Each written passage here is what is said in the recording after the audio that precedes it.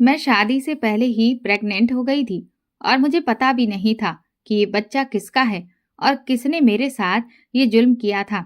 मैं सिर्फ अपनी माँ के साथ रहती थी। मैं उनको लेकर शहर चली आई और जब बच्चा पैदा हुआ और नर्स ने बच्चा मुझे दिखाया तो उस बच्चे को देखकर मेरी चीख निकल गई थी, क्योंकि वो बच्चा तो मेरे ही 15 दिन बाद ही मेरी शादी थी।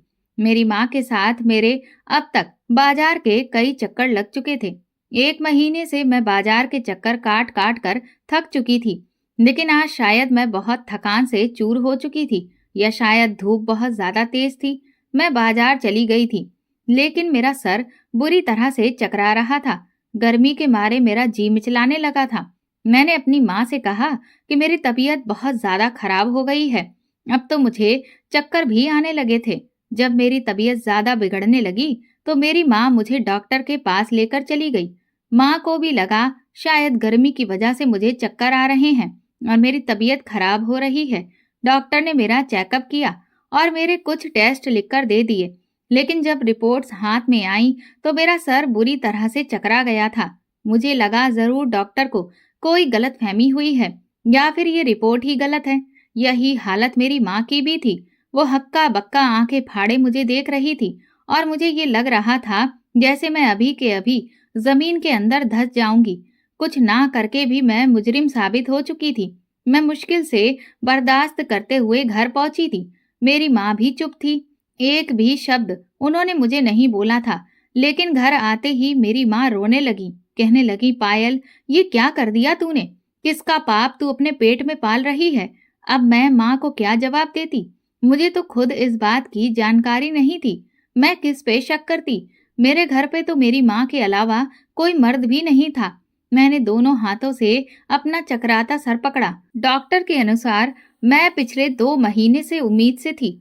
मेरे 3-4 तरह के रिपोर्ट्स करवाई गई थी और सभी रिपोर्ट्स में यही आया था और मैं इस बात को झूठा साबित नहीं कर सकती थी। लेकिन सोचने वाली बात ये थी कि मेरे साथ ये सब किया किसने और कब? मुझे तो इस बात की खबर भी नहीं हुई थी। मेरी माँ मुझे कोसे जा रही थी। वो रोने लगी। मैंने कहा, माँ, मुझसे कसम ले ले, मैं आपके सर की कसम खाती हूँ, मेरा इसमें कोई भी दोष नहीं है। मैं तो जानती तक नहीं हूँ कि मेरे साथ हुआ क्या है, किसका पाप मेरे पेट में पल रहा है। लेकिन मेरी बात पे मेरी माँ क्यों विश्वास करती? वो कहने लगी, तुम झूठ बोल रही हो, मुझे बेवकूफ बनाने की कोशिश मत करो। ये कोई छोटा काम नहीं है कि तुम्हारी बिना मर्जी और तुम्हारे बिना जानकारी के हो गया और तुम्हें पता ही नहीं चला। लेकिन मैं अपनी माँ को कसम दिला दिला कर थक चुकी थी, लेकिन मेरी माँ मेरा विश्वास कर ही नहीं रही थी। वो बिल्कुल चुप हो गई थी। दूसरे दिन मेरी माँ मुझे एक डॉक्टर के पास लेकर गई, जो कि उनकी जान पहचान की थी, और उस डॉक्टर को विश्वास में लेकर मेरी माँ कहने लगी कि मेरी बेटी का अबॉर्शन कर दो, तुम्हारी बड़ी ही कृपा होगी। लेकिन डॉक्टर कहने लगी, आपने देर कर दी है। 2 महीने पूरे हो चुके हैं और मैंने पायल का पूरा चेकअप कर लिया है। अगर बच्चा गिराया गया तो पायल की जान को खतरा हो सकता है।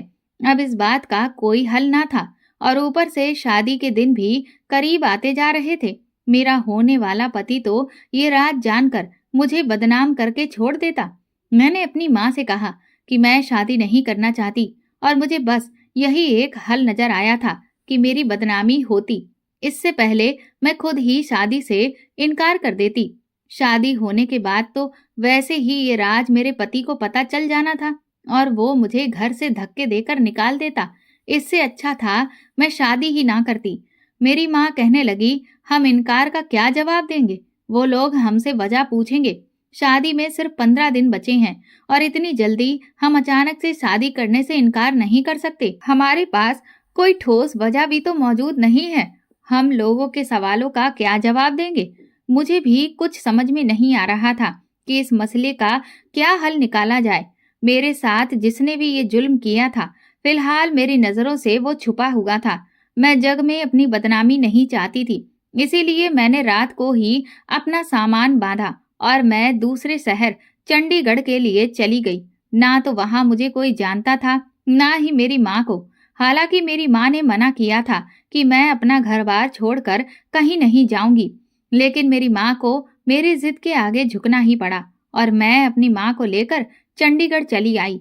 मैंने एक अच्छी सी कंपनी में जॉब कर ली। मैं पढ़ी लिखी थी, अच्छी भली थी और पहले भी जॉब करती थी। जिस लड़के से मेरी शादी होने वाली थी, वो लड़का भी मेरा ही कलीग था। उसने मुझे ऑफिस में देखा, मुझे पसंद किया और फिर मुझे प्रपोज भी कर दिया था। मेरे घर में मेरी माँ के अलावा कोई और ना था। जब मैंने विवेक के बारे में अपनी माँ को बताया तो उन्हें भी इस रिश्ते पे कोई ऐतराज ना था, क्योंकि विवेक के रिश्ते में कोई कमी भी नहीं थी। वो अच्छा पढ़ा लिखा था, अच्छी जॉब से लगा हुआ लड़का था। घर में उसकी माँ और एक बहन थी। अच्छे पढ़े लिखे घराने से वो संबंध रखता था। इसीलिए मेरी माँ ने खुशी खुशी इस रिश्ते के लिए हाँ कर दी। और सबसे बड़ी बात, मैं विवेक को पसंद थी, तो फिर रिश्ते में कोई कमी नजर नहीं आनी थी। और इस तरह से विवेक से मेरा रिश्ता तय हो गया था। मैं ये नहीं कहती कि मुझे विवेक से कोई दीवानगी की हद तक मोहब्बत थी, लेकिन वो अच्छा और काफी सीरियस टाइप का लड़का था। काफी शरीफ इंसान भी था, क्योंकि उसने मुझसे मोहब्बत के दावे करने के बजाय सीधा सीधा मुझे प्रपोज किया और दूसरे दिन उसने अपना रिश्ता मेरी माँ के घर भेज दिया। सब कुछ ठीक ठाक चल रहा था, लेकिन अब ये सोचकर मैं पागल होने लगी थी कि ऐसा भी मेरे साथ क्या हुआ। किसने मेरे साथ ये जुल्म किया था, किसने मेरे साथ ये पाप कर दिया और मुझे खबर तक ना हुई। ये मेरी जिंदगी का एक अजीबोगरीब हादसा था, जिसने मेरी रातों की नींदें बर्बाद करके रख दी थी। मैं अपनी गुजरी जिंदगी को सोच सोच कर पागल हो रही थी, लेकिन मेरे गुजरे अतीत में मुझे कुछ भी ऐसा याद ना आता था कि मैं शक करती।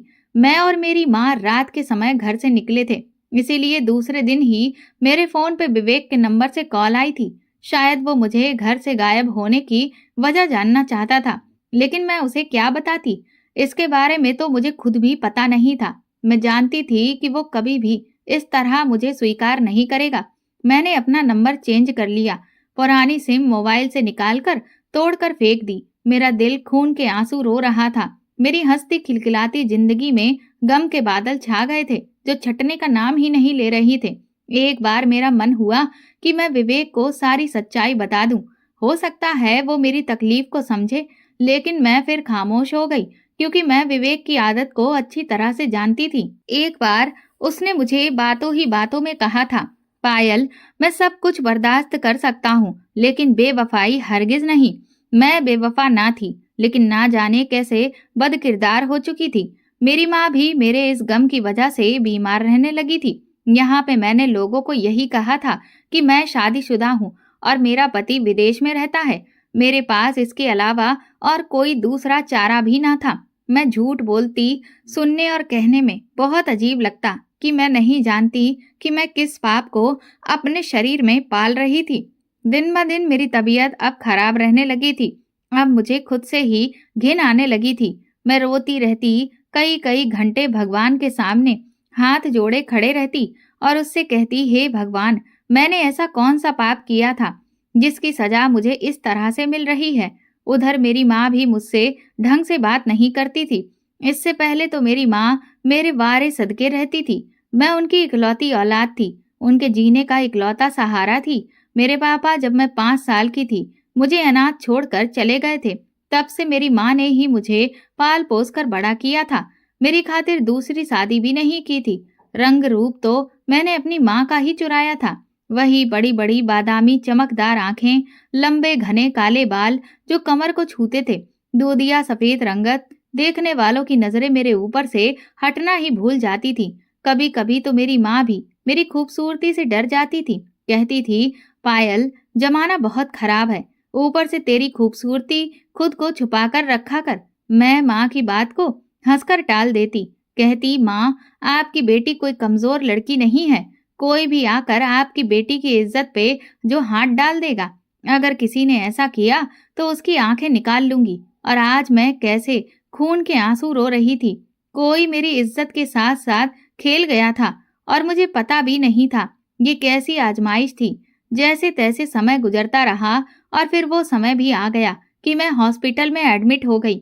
मैं नहीं जानती कि मेरे बच्चे का बाप कौन है, मैं किसकी औलाद को जन्म देने वाली हूँ। ना तो ये मेरी मोहब्बत की थी और ना ही मेरे साथ की गई मोहब्बत में धोखेबाजी।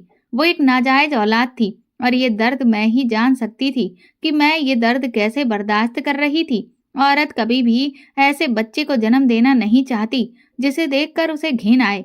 मुझे भी उस बच्चे से घिन महसूस होती थी जिसने मेरी जिंदगी तबाह और बर्बाद कर दी थी। मैंने तो सोच लिया था कि मैं इस बच्चे के पैदा होते ही अनाथ आश्रम में दे दूंगी, क्योंकि मुझे इस बच्चे से कोई भी लगाव नहीं था, बल्कि मुझे इस बच्चे से नफरत थी जिसमें मेरी पूरी जिंदगी ही बर्बाद कर दी थी। मुझे मेरी माँ की नजरों में ही गिरा दिया था, जहां तक कि मैं खुद से ही नजरें मिलाने के काबिल नहीं रही थी। 4 घंटे के दर्द को सहने के बाद मैंने एक बच्चे को जन्म दिया था, और जब बच्चे की शक्ल देखी तो मेरे होश उड़ गए थे। बच्चे की गर्दन पर पड़ा वो पैदाइशी काला निशान मेरे सर पर आसमान गिरा रहा था, क्योंकि उस बच्चे की शक्ल तो मेरे ही। ये उन दिनों की बात है जब मैं ऑफिस के काम के सिलसिले में ऑफिस की टीम के साथ शिमला गई हुई थी। मैं आर्किटेक्चर के नक्शे बनाती थी, मेरा यही काम था। शिमला में भी मैं इसी सिलसिले में गई थी। वहां पर एक होटल का नक्शा मुझे बनाना था, और हम सबके काम का मकसद एक ही था। हमारी पूरी टीम के लिए हमारे बॉस ने एक होटल के कमरे को बुक कर रखा था। विवेक हमारे साथ नहीं गया था, क्योंकि उन्हीं दिनों उनकी माँ बीमार थी। जिस दिन हम शिमला पहुंचे थे उस समय हर तरफ बर्फबारी शुरू हो चुकी थी, इसीलिए रास्ते अक्सर बंद हो जाते थे और कई कई दिनों हमें होटल में ही कैद होकर गुजारने पड़ते थे। उन दिनों की बात है जब बर्फबारी बहुत तेजी से हो रही थी और शिमला आने वाले लोगों की गाड़ियां बहुत खतरनाक हादसे का शिकार हो गई थी। कई गाड़ियां तो रास्ते में बर्फ पर फिसलने की वजह से फंस गई थी, और लोग वहीं गाड़ियों में ही दबे ठंड की वजह से जान से हाथ धो बैठे थे। ये हादसा ऐसा था कि हर दिल को तड़पा के रख दिया था। होटल के मालिकों ने 3 गुना बढ़ोतरी कर दी थी। उन्हीं दिनों हम भी अपने होटल के कमरे में कैद होकर रह गए थे। सर्दी की इतनी तेजी थी कि हीटर भी काम नहीं कर रहे थे।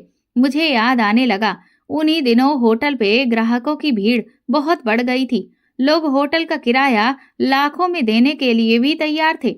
बहुत से लोगों ने इंसानी हमदर्दी के नाते अपने ही कमरों में लोगों को ठहराना शुरू कर दिया था। लेकिन मैं नहीं जानती थी कि मेरे साथ ऐसा घिनौना खेल भी वहां खेला जा सकता है। एक रात मेरे कमरे का दरवाजा बड़ी जोर से धड़धड़ाया था। मैं सर्दी के मारे रजाई में भी कांप रही थी।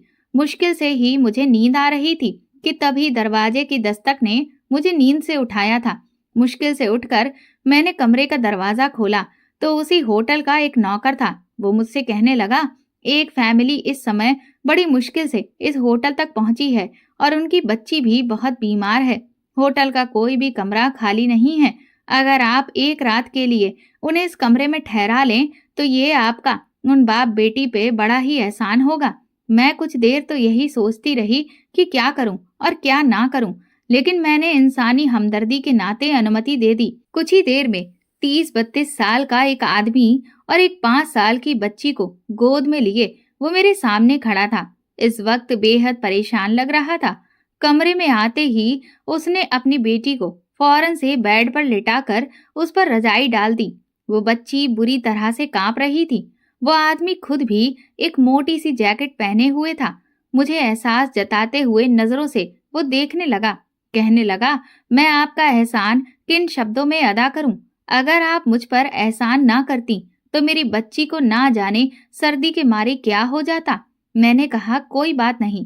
फिर वो कहने लगा, आप बस मेरी बेटी का ख्याल रख लेना, मैं तो कहीं भी समय काट लूंगा। ये कहकर वो कमरे से बाहर चला गया। मैंने उसकी बेटी को कंबल से अच्छी तरह से लपेट दिया था और मैं खुद भी अपने बेड पे आकर लेट गई। वो बच्ची नींद की बेहोशी में भी बुरी तरह से कांप रही थी। मैं उसके ठीक बराबर में लेट गई और उस 5 साल की मासूम बच्ची को अपनी गोद में भर लिया। कुछ ही देर में ही उस बच्ची की कपकपाहट बिल्कुल खत्म हो चुकी थी। अब वो बच्ची गहरी नींद में सो चुकी थी। रात भर बर्फबारी होती रही और सुबह भी यही सिलसिला जारी था। सर्दी की तेजी इतनी ज्यादा बढ़ चुकी थी कि नालों में पानी भी जमने लगा था। वो बच्ची जब जागी तो मुझे अपने पास देखकर कुछ घबरा गई थी। वो मुझसे कहने लगी, मुझे अपने पापा के पास जाना है। लेकिन मैं ये नहीं जानती थी कि उसका बाप इस समय कहाँ था। मेरे पास तो उस आदमी का नंबर तक ना था। मैंने उसे बहुत समझाया कि आपके पापा अभी थोड़ी देर में आ जाएंगे, लेकिन वो रोने लगी। मैंने कमरे से बाहर निकलकर दाएं बाएं देखा कि शायद मुझे उसका बाप कहीं नजर आ जाए, लेकिन राहदारी बिल्कुल ही खाली पड़ी थी। मैंने बड़ी मुश्किल से उस बच्ची को चुप कराया था, फिर एक नौकर से कहकर नाश्ता मंगवाया, लेकिन उसका बाप वापस नहीं आया था। सुबह से दोपहर हो चुकी थी, लेकिन उस बच्ची के बाप का कुछ पता भी ना था। मैंने उस होटल के मैनेजर से बात की तो वो मैनेजर कहने लगा कि रात भर तो वो इसी होटल के लॉबी में रखे सोफे पे ही सो रहा था, लेकिन सुबह कहाँ गया हमें भी इस बात की जानकारी नहीं है। अब मैं परेशान हो गई थी कि इस बच्ची को कैसे बहलाऊं, क्या करूं, क्योंकि वो लगातार रोए जा रही थी। मुश्किल से ही मैंने उसे दोपहर का खाना खिलाया, फिर उसको उसकी फैमिली के बारे में पूछने लगी तो वो कहने लगी कि मेरी मम्मी नहीं है, मुझे छोड़कर वो भगवान के पास जा चुकी हैं और मैं अपने पापा के साथ ही दिल्ली में रहती हूँ और मैंने ही अपने पापा से शिमला आने की जिद की थी। मेरे पापा मुझसे बहुत मोहब्बत करते हैं और वो मेरी कोई भी बात नहीं टालते, इसीलिए मेरी जिद को देखते हुए पापा मुझे शिमला लेकर आए थे, लेकिन रास्ते में बर्फबारी के तूफान में हमारी गाड़ी फंस गई। मुश्किल से ही पापा मुझे गोद में लिए पैदल ही चल पड़े थे और सर्दी के मारे मैं बेहोश हो गई थी और जब मुझे होश आया तो मैं यहाँ आपके पास थी। मैंने होटल के स्टाफ से कई बार लड़की के बाप के बारे में पूछा था, लेकिन वो कुछ भी नहीं जानते थे। शाम के समय वो आदमी वापस लौटा था और इधर गुस्से और परेशानी से मेरा बुरा हाल था। वो अपने पापा को देखकर बच्ची खुशी के मारे चहक उठी थी और अपने पापा के साथ लग गई और रोने भी लगी। मैं उस आदमी पर बुरी तरह से बरस पड़ी। मैंने कहा, आपके अंदर जरा सी भी जिम्मेदारी नहीं है। आपकी बच्ची पूरे दिन से रो रो कर बेहाल हो चुकी है और आप हैं कि होटल से ही गायब थे। मेरी बात सुनकर वो शर्मिंदा हो गया और उसने अपनी नजरें झुका ली। वो कहने लगा, मैं माफी चाहता हूँ, लेकिन सुबह होते ही मुझे मालूम हुआ कि रात की बर्फबारी के तूफान से बहुत सी गाड़ियां बर्फ के नीचे ढक चुकी थीं और रेस्क्यू टीम की तरफ से लोगों को मदद के लिए भेजा जा रहा था, इसीलिए मैं भी वहां चला गया। बहुत से लोग अपनी जान से हाथ धो बैठे हैं, लेकिन बहुत से लोगों की जान हमारी मदद से बच भी गई है। बस मुझे वहां पर इतना टाइम लग गया। ये सुनकर मेरा गुस्सा जाता रहा था।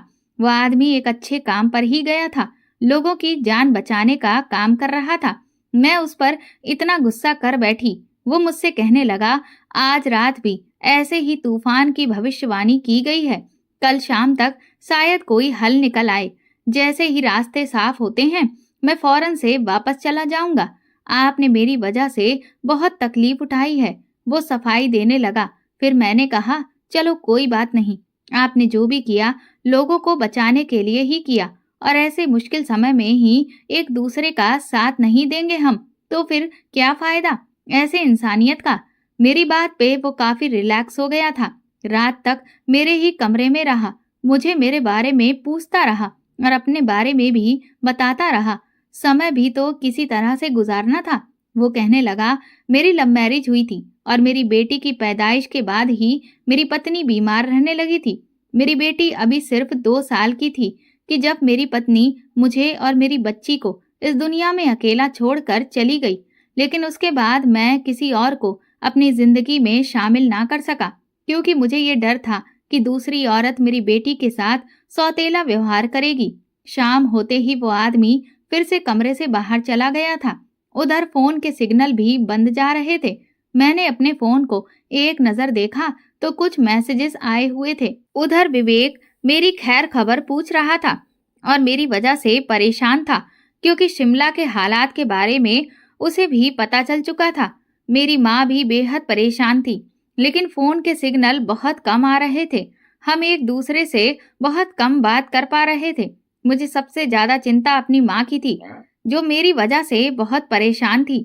मेरी माँ इस वक्त घर पर अकेली थी और मेरी वजह से किसी तकलीफ से गुजर रही होगी, इस बात का अंदाजा मैं लगा सकती थी। वो बच्ची कब की सो चुकी थी। मैंने खिड़की से पर्दा हटाया कि शायद फोन के सिग्नल कुछ आ जाएं, तो मैं अपनी माँ को अपनी खैरियत बता सकूं। इस वक्त हल्की हल्की बर्फबारी शुरू हो चुकी थी, लेकिन फोन के सिग्नल ना होने के बराबर थे। मैंने सामने देखा तो कुछ फासले पे लोग अपने अपने मोबाइल पर बात कर रहे थे। मैंने सोचा हो सकता है वहां पे सिग्नल आ रहे हो, मैं भी वहां जाकर अपनी माँ से थोड़ी सी बात कर लेती हूँ और अपनी खैरियत की खबर सुना देती हूँ। कम से कम मेरी माँ को रात को चैन से नींद तो आएगी, क्योंकि वो मेरी वजह से बेहद परेशान थी और परेशानी और टेंशन की वजह से उनका बीपी भी बढ़ जाता था। वो तो मुझे भी यहाँ भेजना नहीं चाहती थी, लेकिन मैं अपनी नौकरी खोना नहीं चाहती थी। जब बॉस ने ये काम सौंपा था तो करना तो जरूरी ही था। मैं कुछ दिन के लिए ही यहाँ पर आई थी, लेकिन बर्फबारी की वजह से फंस चुकी थी।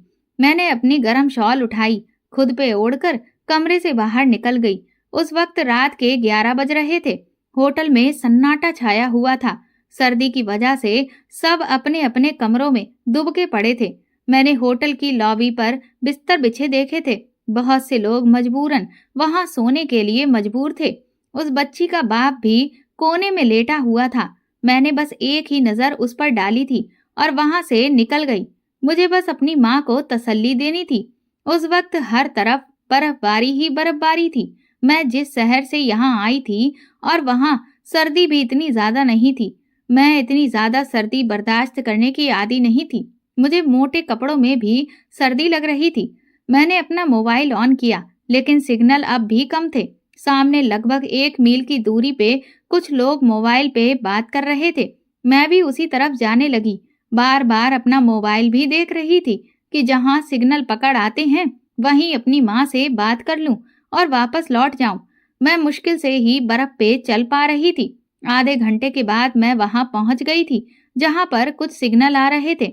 मैंने अपनी माँ का नंबर मिलाया। उस वक्त सर्दी के मारे मैं बुरी तरह से कांप रही थी। मेरी माँ ने फोन उठाया। वो मेरे लिए बहुत परेशान थी। कहने लगी, वहां की खबरें सुन सुनकर मेरा दिल दहल रहा है और सिग्नल तो ना होने की वजह से तुमसे बात भी नहीं हो पा रही थी, इसीलिए मैं बेहद परेशान थी। मैं अपनी माँ से बात कर ही रही थी कि तभी बर्फबारी और भी तेजी से शुरू हो गई। एकदम ही ऐसा लगा कि बर्फ के गोले सर पर गिरने लगे। मैंने अपनी माँ से कहा, चलो माँ ठीक है, मैं वापस अपने कमरे में जा रही हूँ क्योंकि बर्फबारी बढ़ने लगी है। मैंने जल्दी से फोन बंद किया और जेब में डाला और तेज कदम उठाती होटल की तरफ बढ़ने लगी। लेकिन इस बर्फबारी की वजह से मेरे हाथ पैर कांपने लगे। बर्फबारी की वजह से अब मुझे चलना भी दूभर पड़ रहा था। ऐसा लगता कि जैसे मेरा चेहरा सुन्न हो गया है। मेरे हाथ पैर भी सुन्न हो चुके हैं। अब तो मैं सांस भी ठीक से नहीं ले पा रही थी। मैं जल्द से जल्द अपने कमरे तक पहुंच जाना चाहती थी, लेकिन एक जगह जाकर बस मेरे पैर धंस गए थे। मैं अपने आप को निकालने की कोशिश कर रही थी, लेकिन मेरे पैर नहीं निकल रहे थे। और फिर मैं वहीं बर्फ पे औंधे मुंह गिर गई और बर्फ की तेजी भी बढ़ने लगी थी। धीरे धीरे मैं बर्फ में धंसने लगी थी। ऐसा लग रहा था कि आसमान से गिरती बर्फ हर चीज को अपनी आगोश में समेट लेगी। सर्दी के बारे में अब तो मेरे हाथ पैरों ने काम करना ही बंद कर दिया था। मैं खुद को उस बर्फ से निकालने की कोशिश कर रही थी, लेकिन ऐसा लग रहा था जैसे मेरे हाथ पैरों में जान ही ना हो। अब मुझसे सर्दी बर्दाश्त नहीं हो रही थी। मैं उठने की कोशिश कर रही थी, लेकिन नाकाम थी। मुझे लगा अब मैं अपनी जिंदगी से हाथ धो बैठूंगी। जितने भी लोग आसपास खड़े थे और फोन पे बात कर रहे थे, बर्फबारी तेज होते ही सबने अपने अपने ठिकानों पे जाना शुरू कर दिया था। अब आसपास कोई भी दिखाई नहीं दे रहा था। सिर्फ मैं ही वहां पे अकेली बर्फ में फंसी हुई थी। मुझे लगा मेरी जिंदगी बस इतनी ही है। मैंने अपनी आंखें बंद कर ली। मेरी सांसें मुझे डूबती हुई महसूस हो रही थी। कुछ देर के बाद ही मैं होश खो बैठी थी और जब मुझे होश आया तो मेरा पूरा शरीर आग की तरह तप रहा था। मेरे पूरे शरीर में दर्द भी हो रहा था। दर्द के मारे मैं करहा रही थी। मैंने मुश्किल से ही आंख खोली तो मैं अपने होटल के कमरे में ही थी। वो बच्ची मेरे पास ही बैठी थी, मेरे हाथों को सहला रही थी। सामने सोफे पे उसका बाप नजरें झुकाए बैठा हुआ था। मुझे तो लगा था कि मैं मर चुकी होगी। मुझे किसने बचाया था और मैं यहाँ कैसे पहुंची? मैंने उठने की कोशिश की तो वो बच्ची अपने पापा को पुकारने लगी, कहने लगी, पापा, आंटी को होश आ गया। वह आदमी ये सुनकर एकदम से चौंका था, शायद किसी गहरी सोच में डूबा हुआ था। फिर उठकर मेरे पास आया, मुझसे मेरी खैरियत पूछने लगा। कहने लगा कि मैं आपको बाहर जाते हुए देख रहा था। मुझे लगा शायद आपको कोई काम होगा, इसलिए आप बाहर जा रही हैं। लेकिन काफी देर हो गई थी और जब आप वापस नहीं आई तो मुझे चिंता होने लगी थी। साथ ही साथ बर्फबारी भी बढ़ने लगी थी, इसीलिए मैं आपको ढूंढने के लिए बाहर निकल खड़ा हुआ और थोड़ी ही दूर जाने पे आप मुझे बर्फ पे बेहोश नजर आई थी। मैं आपको उठाकर कमरे में ले आया। उसके बाद वो खामोश हो गया। मैं उसकी शुक्रगुजार थी कि उसने मेरी जिंदगी बचा ली, लेकिन ये मालूम ना था कि उस दौरान वो मेरे साथ क्या कर चुका था। मुझे 24 घंटे के बाद होश आया था। मैं हॉस्पिटल में बैठी उस बच्चे को देख रही थी। उस बच्चे के नैन नक्श बिल्कुल उस बच्ची और उस बच्ची के बाप के जैसे थे, और सबसे बड़ी निशानी, उस बच्चे की गर्दन पे वो बड़ा सा काला निशान जो कि बच्चे की गर्दन पे भी था और उसके बाप की गर्दन पे भी था। ये उसी का बेटा था। उस रात उसी ने मेरे साथ ये पाप किया था जब मैं बेहोश हुई थी, लेकिन मैं बेखबर थी। अगले ही दिन शाम तक रास्तों को काफी हद तक खोल दिया गया था। वो आदमी मुझसे नजर नहीं मिला पा रहा था क्योंकि वो मेरे साथ रात को पाप कर चुका था। बार बार यही कह रहा था कि मेरी गलती को माफ कर देना। मैं मजबूर था। मैं उसकी बात को उस समय समझ नहीं पा रही थी। मुझे लगा शायद वो मेरी जान बचाने के लिए मुझे बर्फ से उठाकर कमरे तक लाया था, इसीलिए इस तरह से बात कर रहा था। वो अपनी बेटी को लेकर वापस जा चुका था। मैं भी कुछ देर बाद वापस लौट आई थी क्योंकि जिस कदर बर्फबारी शिमला में हो रही थी और सारे काम रोक दिए गए थे, विवेक ने भी शादी की जल्दी मचा दी थी। 2 महीने कैसे गुजरे थे मैं समझ नहीं पाई थी। अब इस बच्ची को देखकर मुझे सब कुछ याद आ गया था। मैं इस बच्चे को देखकर फूट फूट कर रोने लगी। कैसा जालिम आदमी था। मैंने उसे पनाह दी, उसकी बच्ची को संभाला और फिर मेरी बेहोशी का नाजायज फायदा उठाया था उसने। इससे तो अच्छा था कि वो मुझे मर जाने देता, क्योंकि जो जिंदगी मुझे दी थी मेरे लिए मौत से भी बुरी थी। घर वापस आकर मैंने अपनी माँ को सारी हकीकत बता दी। मैं नहीं जानती कि वो आदमी कौन था, कहाँ रहता था, यहाँ तक कि मुझे तो उसका नाम भी पता नहीं था कि जिसके बच्चे की मैं माँ बन चुकी थी। मैंने अपनी जिंदगी से समझौता कर लिया था। अब भी मेरा बच्चा कुछ ही महीनों का था कि मैंने उसे अपनी माँ के हवाले कर दिया और खुद जॉब करने लगी। मैं उस बच्चे को अनाथ आश्रम में नहीं डाल सकी। कुछ भी कहो, 9 महीने तक मैंने उसे अपने पेट में पाला था और मौत को छूकर उस बच्चे को जन्म दिया था। वो मेरा भी खून था। मैं उसे खुद से जुदा नहीं कर सकती थी, इसीलिए मैंने उसे अपना लिया। लेकिन घर भी चलाना जरूरी था, इसीलिए उसे अपनी माँ के हवाले कर दिया और खुद जॉब करने के लिए निकल पड़ी। पता नहीं था कि किस्मत एक बार फिर मुझे उस आदमी के सामने लाकर खड़ा कर देगी। एक बार जब घर आई तो सामने उसी आदमी को अपनी माँ के साथ बैठे देखा तो मैं दंग रह गई। उसकी बेटी भी उसके साथ में ही थी। उसकी खुद की हालत भी बिखरी हुई सी थी। उसकी शेप भी काफी बड़ी हुई थी। मुझे देखकर वो खड़ा हो गया। वो आदमी किसी मुजरिम की तरह नजरें झुकाए हुए था। मैंने उसे देखा। इससे पहले कि कुछ कहती, उसकी बेटी मेरे पास आकर मुझसे लिपट गई। कहने लगी, आंटी, मैंने आपको बहुत मिस किया था। मैंने और पापा ने आपको बहुत ढूंढा, लेकिन आप न जाने कहाँ खो गई थी। मैंने उस बच्ची को कोई जवाब नहीं दिया। मेरी माँ मेरे पास आई। कहने लगी, इस आदमी को अपनी गलती का एहसास हो गया है। कब से ये हमारी तलाश में भटक रहा था और अब जाकर हमें तलाश कर पाया है।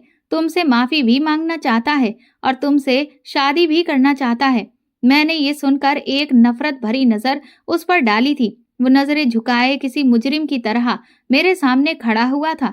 मैंने कहा, मैंने तुम्हारा क्या बिगाड़ा था जो तुमने मेरी जिंदगी बर्बाद कर दी और तुम्हें अब एहसास हुआ है अपनी गलती का। मुझे तुमसे कोई संबंध नहीं रखना। उठाओ अपना बच्चा और निकल जाओ मेरे घर से। ये कहकर मैं नम आंखों से अपने कमरे में चली गई। मेरे अंदर के सारी बर्दाश्त दम तोड़ चुकी थी। मैं फूट फूट कर रोने लगी।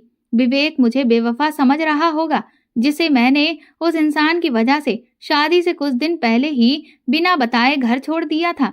उसकी नजरों में मैं बेवफा बन चुकी थी। वह आदमी मेरे कमरे में आ गया। मुझसे कहने लगा, पायल, एक बार मेरी बात सुन लो। अगर आपको ये लगे कि मैं गलत हूँ तो बेशक जो चाहे मुझे सजा दे देना, मैं उफ तक नहीं करूंगा। आंखें उसकी भी नम थी। मेरे सामने आकर वो बैठ गया। मैंने अपने आंसू साफ किए। उसके सामने मैं कमजोर पड़ना नहीं चाहती थी। जिस रात मैं तुम्हें बेहोशी की हालत में कमरे में लाया था, तुम्हारा शरीर ठंड की वजह से एकदम नीला पड़ चुका था। तुम्हारी जिंदगी बचाने का मेरे पास एक ही रास्ता था, वरना तुम अपनी जान से हाथ धो बैठती और मैं तुम्हें अपनी आंखों के सामने यूं मरता हुआ नहीं देख सकता था, क्योंकि तुमने मेरे ऊपर बहुत बड़ा एहसान किया था, मेरी बच्ची की जिंदगी बचाकर। और मैं अपनी बच्ची की जिंदगी बचाने वाले को अपनी आंखों के सामने मरता हुआ नहीं देख सकता था। मैं हर हाल में तुम्हें बचाना चाहता था। अगर मेरे पास तुम्हारी जान बचाने का कोई दूसरा रास्ता होता तो मैं ये गुनाह कभी ना करता। पहले मैंने तुम्हारे शरीर को गर्मी देने की हर मुमकिन कोशिश की थी। तुम्हारे हाथों को सहलाया, तुम्हारे पैरों के तलवों को सहलाया, लेकिन तुम्हारे शरीर में गर्मी पैदा नहीं हो रही थी और मेरे पास लास्ट ऑप्शन अपने शरीर की गर्मी देना ही बचा था। मेरा विश्वास करो पायल, जब मैंने तुमसे कपड़े अलग किए थे उस समय मैंने अपनी आंखें बंद कर ली थी। मेरे मन में कोई भी गलत विचार नहीं थे। मैं बस तुम्हें अपने शरीर की गर्मी देकर तुम्हारी जान बचाना चाहता था। लेकिन पता नहीं वो कौन से कमजोर पल थे कि तुम्हें अपने शरीर की गर्मी देते देते मैं बहक गया था और वो सब कुछ हो गया जो नहीं होना चाहिए था। सुबह मुझे इस बात की बहुत शर्मिंदगी थी और मैं हिम्मत करने के बावजूद भी तुमसे कुछ कह नहीं पाया। तुम्हें बिना बताए वहां से चला गया, लेकिन इस जुर्म के एहसास ने मुझे चैन लेने ही नहीं दिया। मैंने तुम्हें बाद में बहुत ढूंढा, होटल से तुम्हारे ऑफिस का पता भी निकलवाया और तुम्हारे ऑफिस से तुम्हारे घर का एड्रेस निकलवाया। मैं तुम्हारे घर भी गया था तो मालूम हुआ कि तुम्हारी शादी होने वाली है। मैंने सोचा तुम शादी करके अपनी जिंदगी में खुश रहोगी। मैं तुम्हें ये सच्चाई बताकर डिस्टर्ब नहीं करना चाहता था, इसीलिए वापस चला गया। लेकिन कुछ दिन पहले ही मैंने तुम्हें अपने दोस्त के साथ देखा था। मालूम हुआ कि तुम्हारा बेटा भी है और तुम्हारा पति विदेश में रहता है। ये सोचकर मेरे दिल को सुकून हुआ था कि तुम अपनी जिंदगी में खुश हो। तुम्हारा प्यारा सा बेटा है और तुम्हारा पति भी है, लेकिन फिर भी मैं अपने किए की माफी मांगना चाहता था, इसीलिए यहाँ पर आ गया। तुम्हारी माँ से सच जानकर मुझे बहुत दुख हुआ कि मेरी वजह से तुम्हें इतनी तकलीफ उठानी पड़ी। मुझे माफ कर दो और मुझसे शादी कर लो। मैं बाकी की सारी जिंदगी अपने जुर्म की भरपाई करता रहूंगा, लेकिन मुझे जुर्म के हिसाब से छुटकारा दिला दो। पायल, जो मजबूरी में मुझे करना पड़ा था मैं वो कर चुका था। वो बहुत रो रहा था, हाथ जोड़कर मेरे सामने हिचकियों से रो रहा था और मैं हाँ ना करती तो फिर क्या करती। उसके जुड़े हुए हाथ मैंने पकड़ लिए और फिर उसे माफ कर दिया। बहुत ही सादगी से हमारी शादी हो गई। मैं उसकी दुल्हन बनकर उसके घर चली गई। शादी के बाद उसने मुझे इतनी मोहब्बत दी कि मैं अपने सारे गम और तकलीफें भूल गई थी। मेरा एक प्यारा सा परिवार है जिसमें प्यारा सा बेटा, एक बेटी है और चाहने वाला पति है। अब मुझे और क्या चाहिए। दोस्तों, अगर आपको हमारी कहानी पसंद आई है तो कमेंट करके जरूर बताएं और वीडियो को लाइक करके ज्यादा से ज्यादा शेयर करें। चैनल पर नए हैं तो सब्सक्राइब करें और हाँ, नोटिफिकेशन बेल को जरूर दबाएं ताकि अगली अपडेट सबसे पहले आपको मिले। धन्यवाद।